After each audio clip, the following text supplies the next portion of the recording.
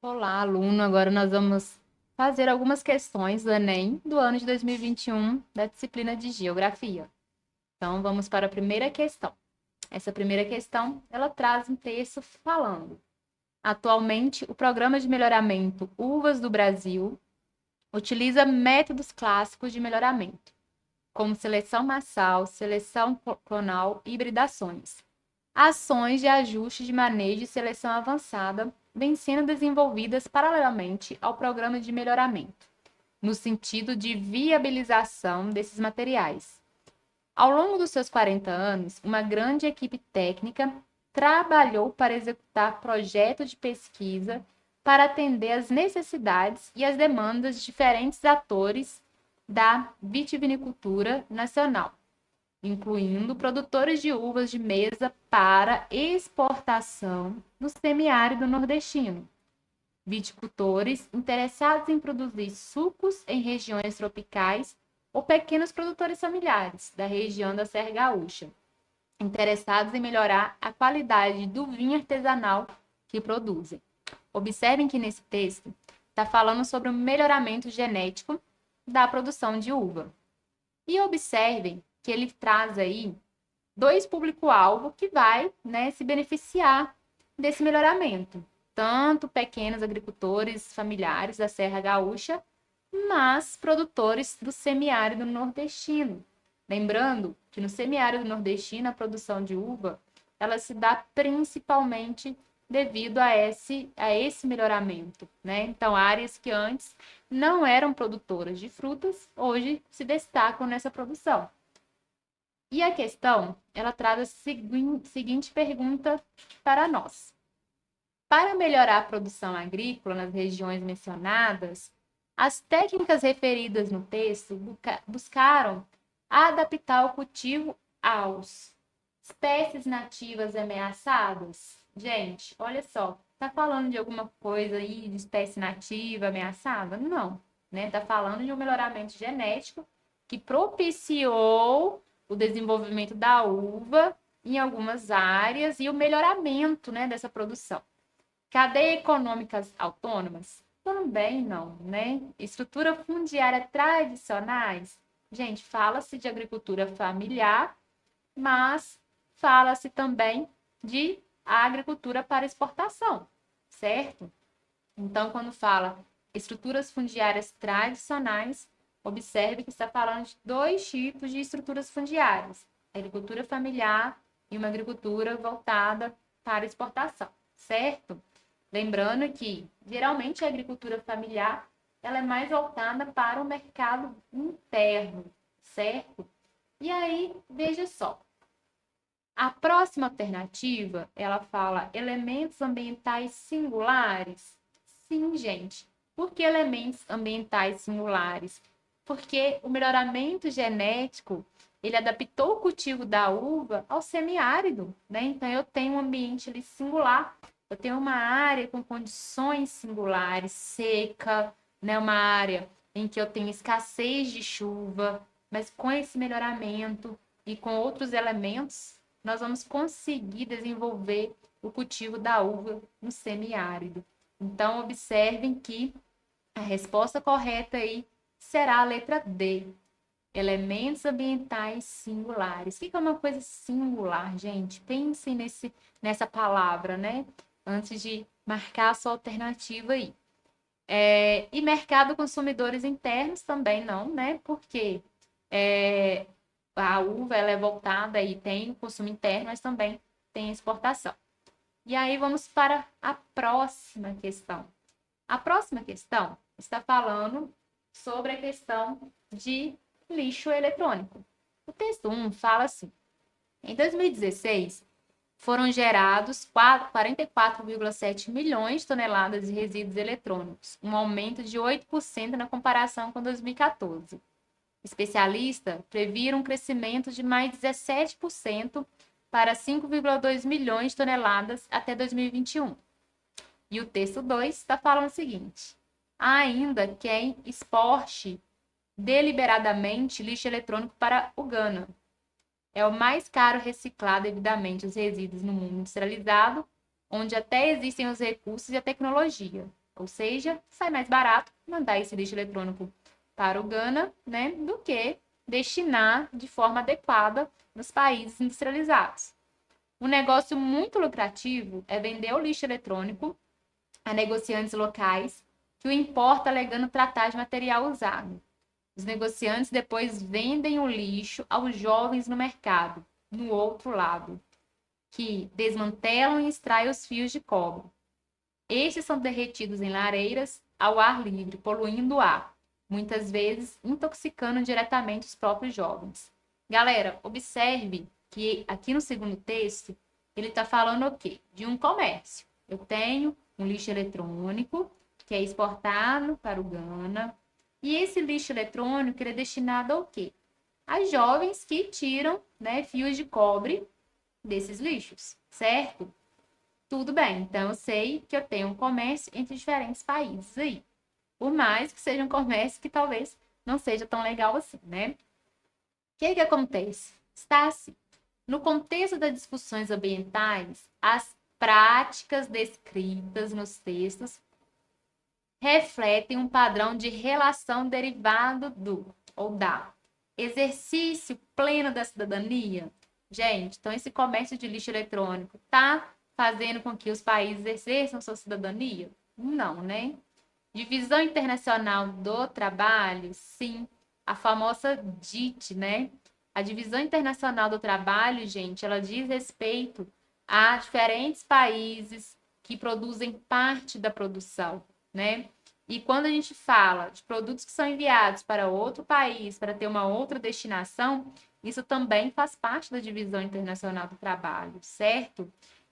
Vamos ver, então, por que as outras questões aí correspondentes não estão corretas. Gestão empresarial do toyotismo. Toyotismo é um modelo de produção, galera, né, que surgiu aí durante a Revolução Industrial, mas não está falando nada sobre a questão do toyotismo nessa questão. Não está falando nada de modelo de produção, né?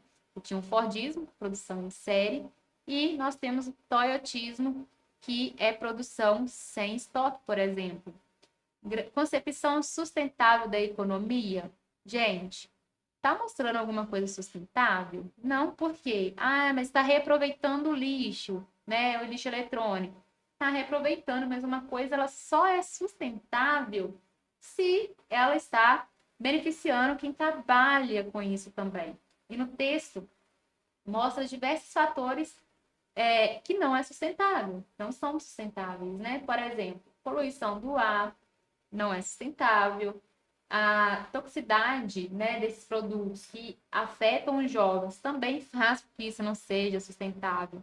Então, também não. Protecionismo alfandegário dos estados, gente, não fala nada sobre protecionismo alfandegário aí no texto. Então, observe que é uma questão de interpretação. Está me falando produtos que são enviados para outro lugar e nesse outro lugar, no caso o Ghana, tem uma outra destinação. Então, nós estamos falando de divisão internacional do trabalho. E aí, vamos para a próxima questão. E essa próxima questão fala o seguinte: preços justos e autorizações de uso da água devem garantir de forma adequada que a retirada da água, bem como o retorno de efluentes, mantenha operações eficientes e ambientalmente sustentáveis, de maneira que sejam adaptáveis a peculiaridades e necessidades da indústria e da irrigação em larga escala, bem como as atividades da agricultura em pequena escala e de subsistência.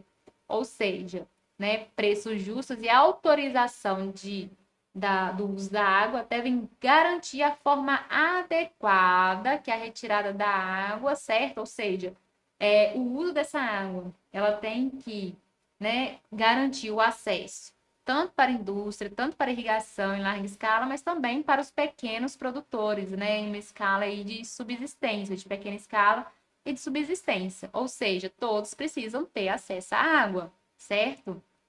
E aí tá assim, considerando o debate sobre a segurança hídrica, quando fala de segurança hídrica, gente, tá falando sobre o quê? Né? Eu tenho ou não acesso à água? Se eu tenho segurança hídrica, eu tenho acesso à água. Se eu não tenho segurança hídrica, eu não tenho acesso.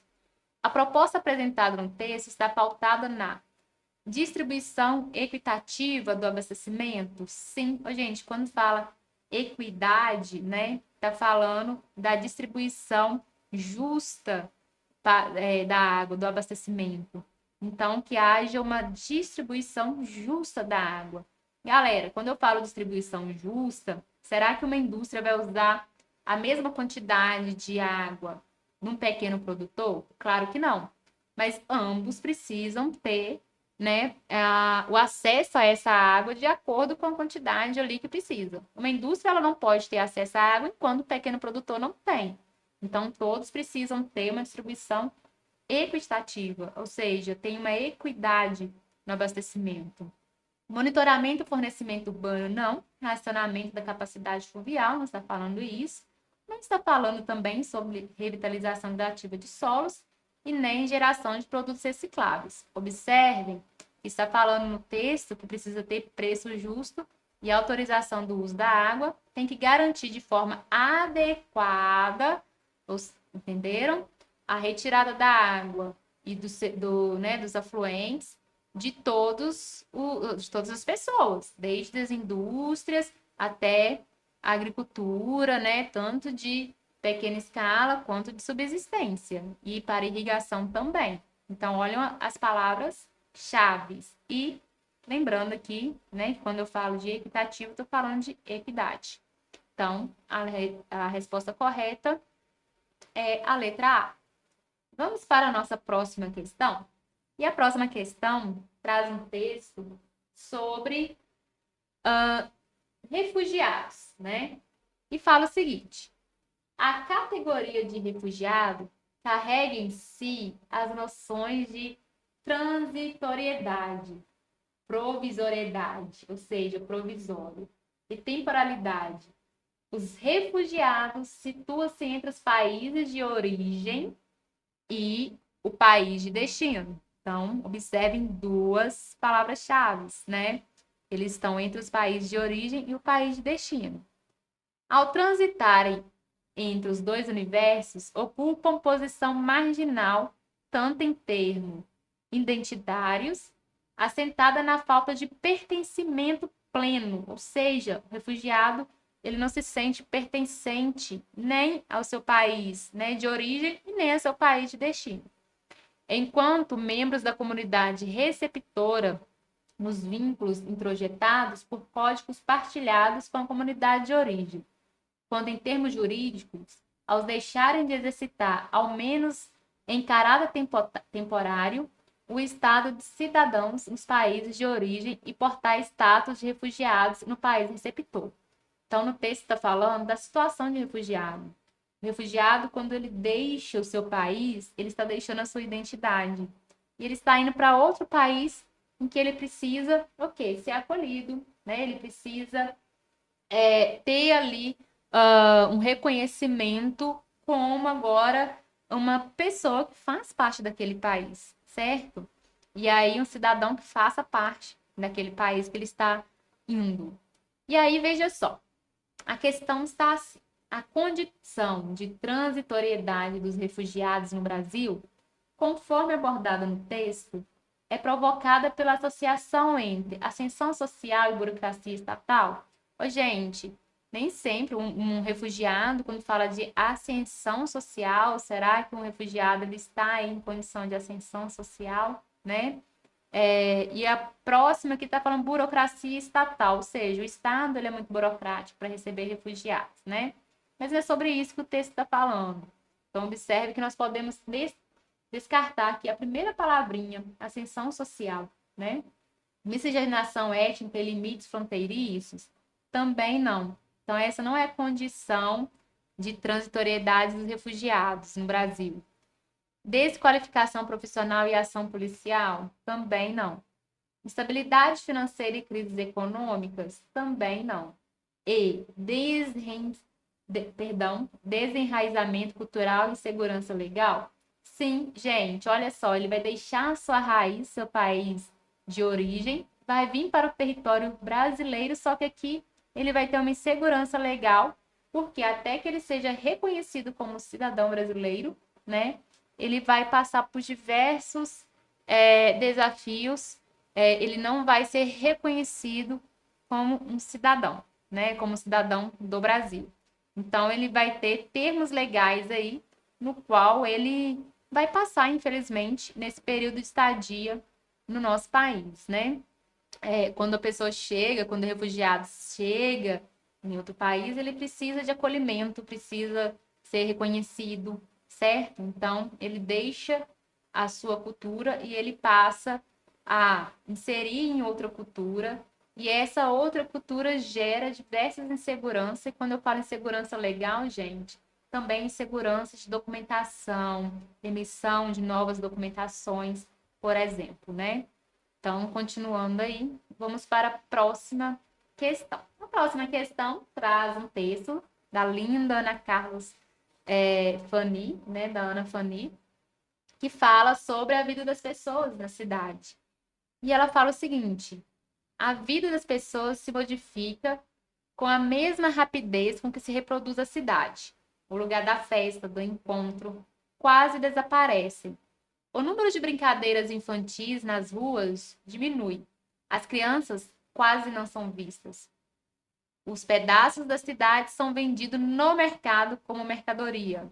Palavra-chave, né? Então, pedaços da cidade são vendidos no mercado como mercadoria. Árvores são destruídas, praças transformadas em concreto. Por outro lado, os habitantes parecem perder na cidade suas próprias referências.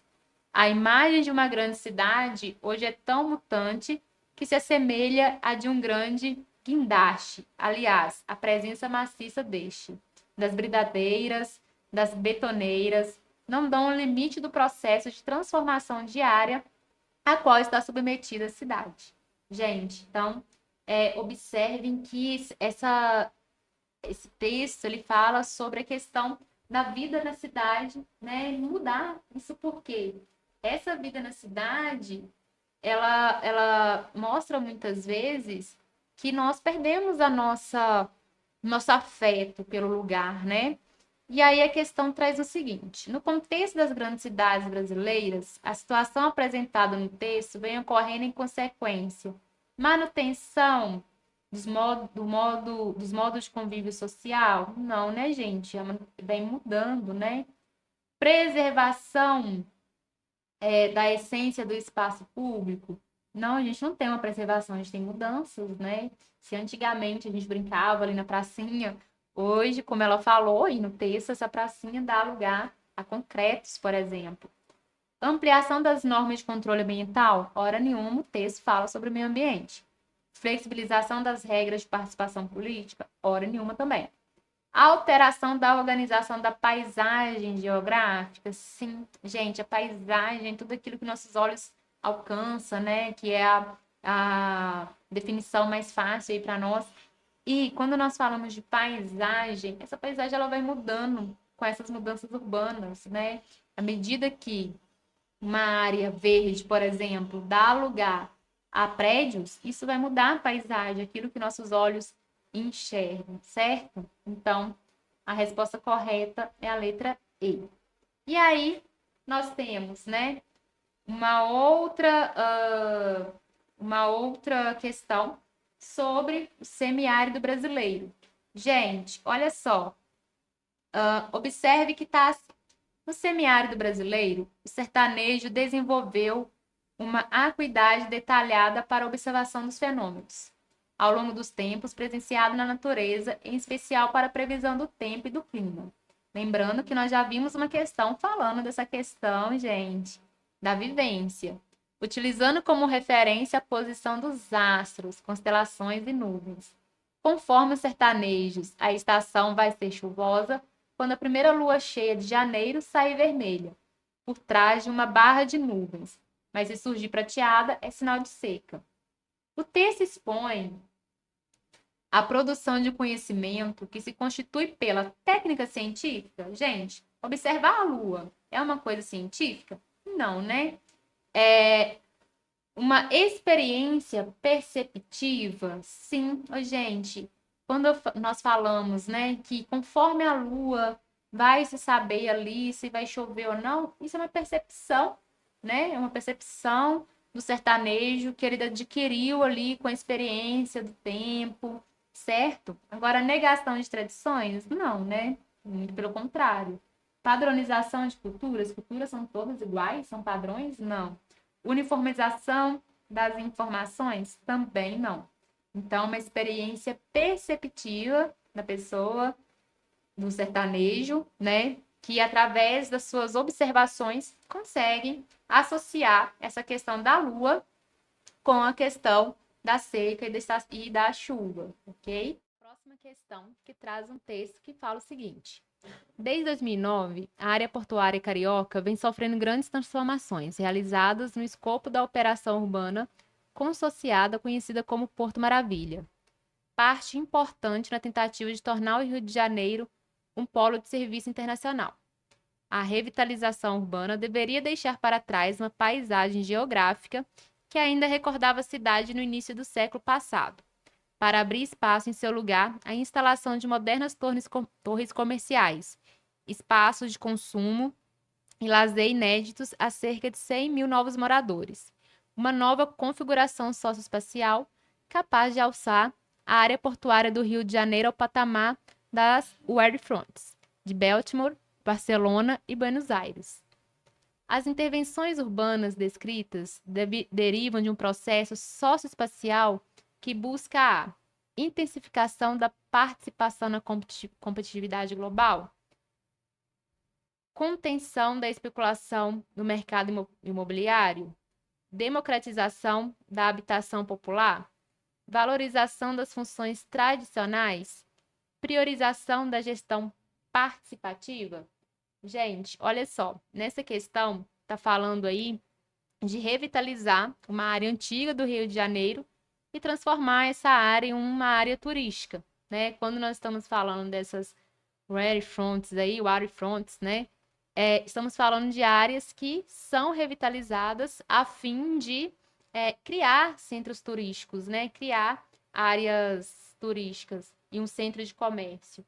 Então, quando se fala que a cidade do Rio de Janeiro e o Porto Maravilha vai se comparar aí ao patamar de cidades aí como Barcelona, por exemplo, qual que é o objetivo disso? É intensificar a competitividade global, né? Ou seja, a gente ter maior participação nessa competitividade. Então, a resposta correta é a letra A. Então, observem que é importante saber o conceito aqui, né, dessa palavra, waterfronts, que é o quê? Que é a revitalização de lugares, significa frente ao mar, na verdade, né? Mas aqui é revitalizar áreas para que se tornam áreas turísticas. E aí, vamos para a próxima questão.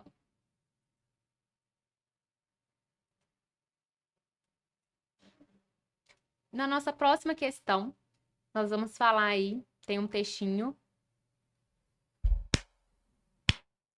Nessa próxima questão, fala o seguinte: desde os primórdios da formação da crosta terrestre até os dias de hoje, as rochas formadas vêm sendo continuamente destruídas.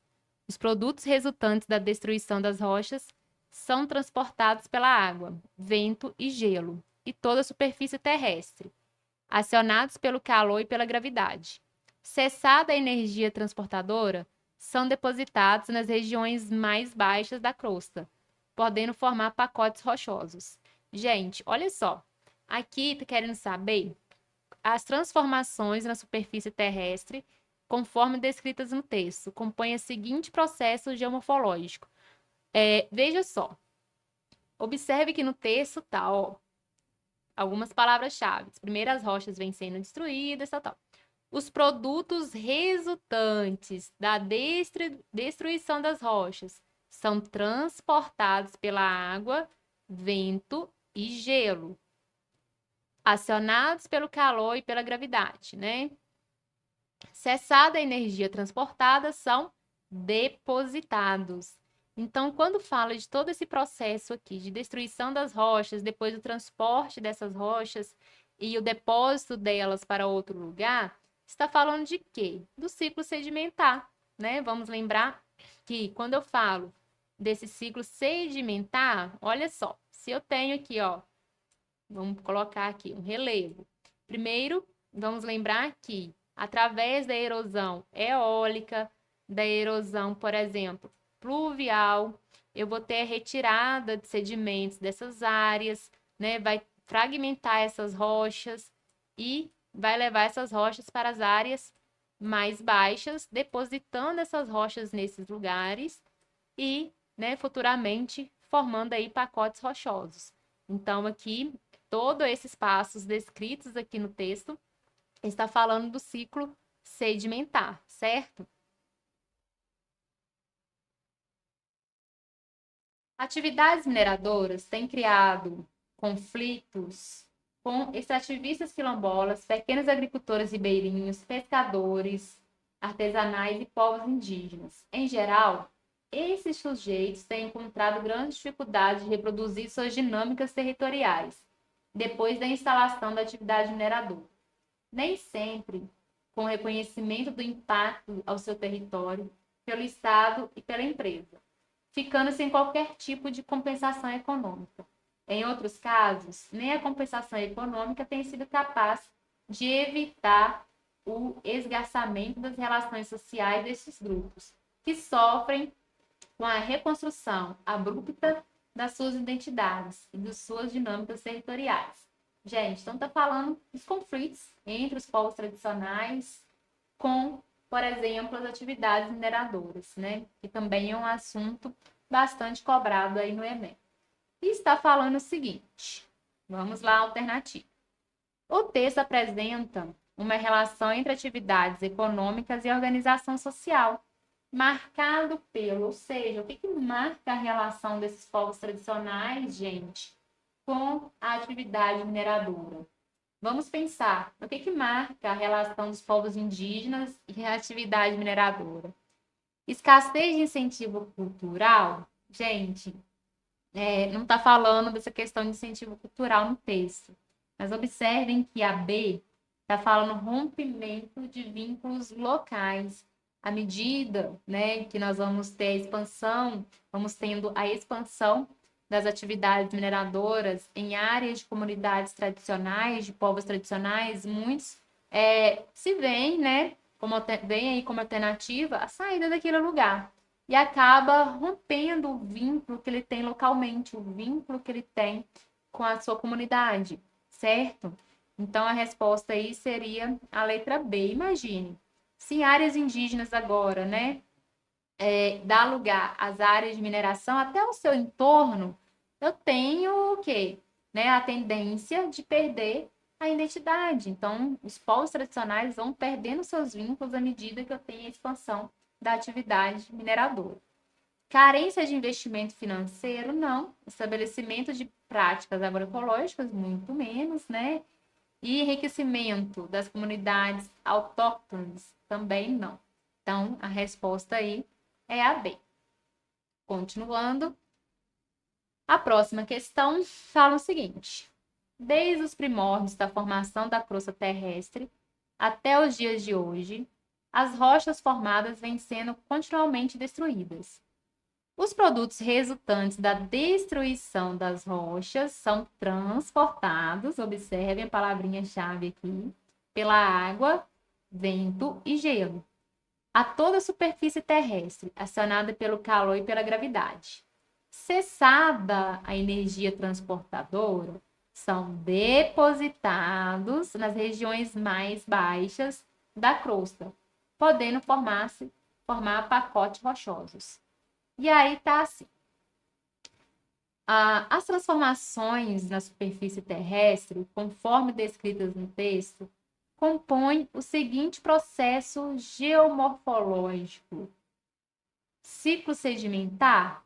Sim, gente. Observe que está falando de uma formação sedimentar. Olha só. Primeiro está falando da destruição das rochas, né?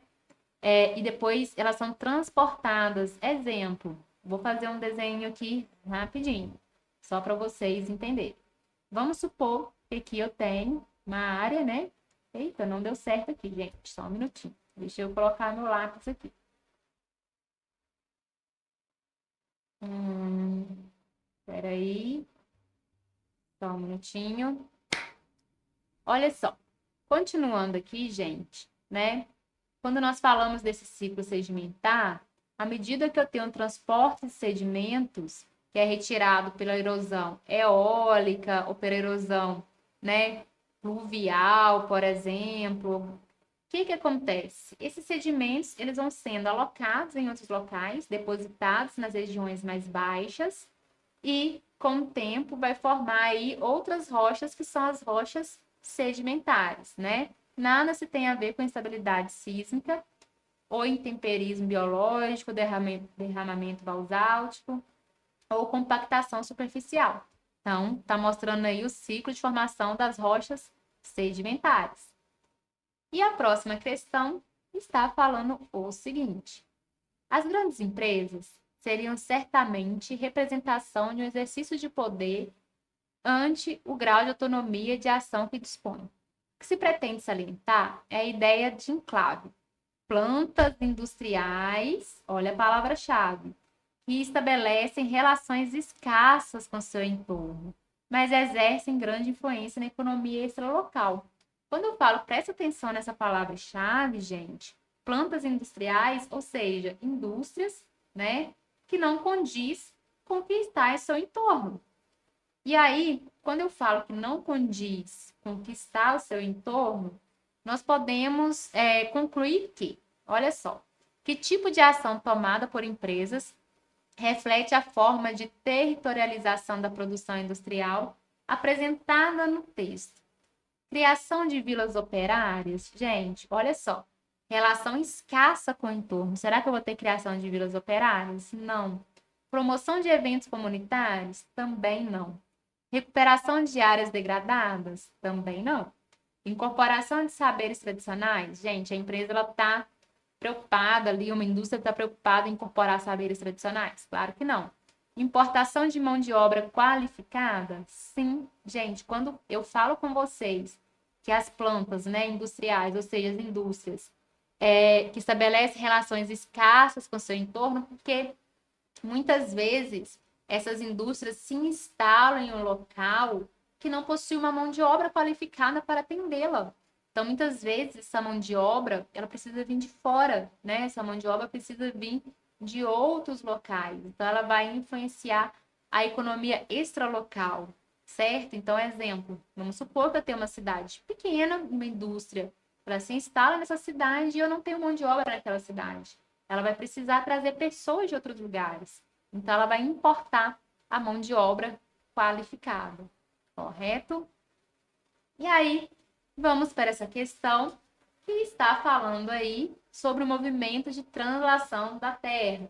Gente, observe que quando nós falamos de movimento de translação da Terra, esse movimento ele tem a duração, né, de 365 dias e 6 horas.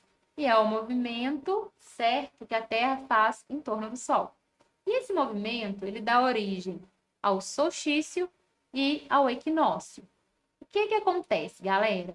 Quando eu falo com vocês do solstício e equinócio, vamos lembrar que eles acontecem em algumas datas definidas. Por exemplo, eu tenho um solstício de verão no hemisfério sul, que acontece no dia 21 de dezembro, e no hemisfério norte, dia 21 de junho, certo? O que que acontece, turminha?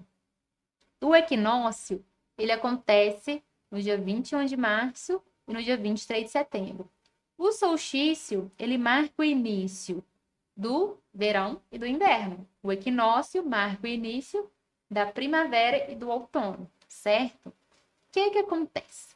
Primeira coisa muito importante que nós temos que lembrar, olha, vou desenhar aqui para vocês o globo. Aqui está o globo, certo? Bem feinho, mas só para vocês entenderem. Aqui eu tenho os paralelos, eu tenho que lembrar dos paralelos, que é o Trópico de Capricórnio, a linha do Equador e o Trópico de Câncer. Sabendo disso, o que que acontece? Nós sabemos que no dia 21 de junho, quando eu tenho o solstício, né, de verão no hemisfério norte, de inverno no hemisfério sul, o Sol está batendo perpendicularmente, gente, aqui no Trópico de Câncer. Ó, então o Sol, vou amarelo aqui para vocês. O Sol ele vai bater perpendicularmente aqui no hemisfério norte, no Trópico de Câncer. Enquanto isso, o Trópico de Capricórnio, ele vai estar recebendo menos iluminação solar, certo? E vice-versa. No dia 21 de dezembro, o Sol ele vai estar batendo perpendicularmente aqui no Trópico de Capricórnio. Então, no dia 21 de dezembro, inicia-se o verão aqui no hemisfério sul e inicia o inverno no hemisfério norte. Primeira parte que vocês precisam entender para depois entender a questão, certo? E aí, vejam, a questão, ela fala o seguinte: considerando as informações apresentadas, o prédio do Congresso Nacional em Brasília, no dia 21 de junho, às 12 horas, projetará sua sombra para a direção. Gente, olha só, como eu acabei de falar com vocês, vamos lembrar que o dia 21 de junho, ele marca o início do quê? Do inverno no hemisfério sul e do verão no hemisfério norte, certo? Então, significa que nesse dia, o Sol vai estar batendo aqui no Trópico de Câncer, certo? E aqui eu vou estar recebendo no Trópico de Capricórnio menos radiação solar. E acontece que o Congresso Nacional de Brasília ele está aqui no hemisfério sul, certo? E aí, se o Sol está incidindo aqui no Trópico de Câncer, a iluminação solar ela vai vir de norte para sul. Ó, tô fazendo os raios solares aqui. Galera, se o Sol, né, os raios solares estão vindo de norte para sul aqui, obviamente, ó, bateu aqui, a sombra vai incidir para onde? Para o sul, certo? Então, a resposta correta, letra B, para o sul. Da mesma maneira, vamos supor que se, né? Eu tenho aqui a mesma situação, só que ao contrário, ó. Vou falar para vocês agora que é 21 de dezembro, certo? E 21 de dezembro é o dia de solstício de verão aqui no hemisfério sul. O Sol está batendo perpendicularmente no Trópico de Capricórnio. E eu te dei uma localização X aqui, ó. Aqui, no caso, se o Sol está batendo aqui, os raios solares vão incidir dessa maneira, de sul para norte, certo? E aqui, para onde que a sombra vai incidir? Para norte, ok? Então, observem que vocês têm que lembrar do movimento de translação e as estações do ano para resolver essa questão, ok? Então, a resposta aqui vai ser sul. E finalizamos as nossas questões do ano de 2021.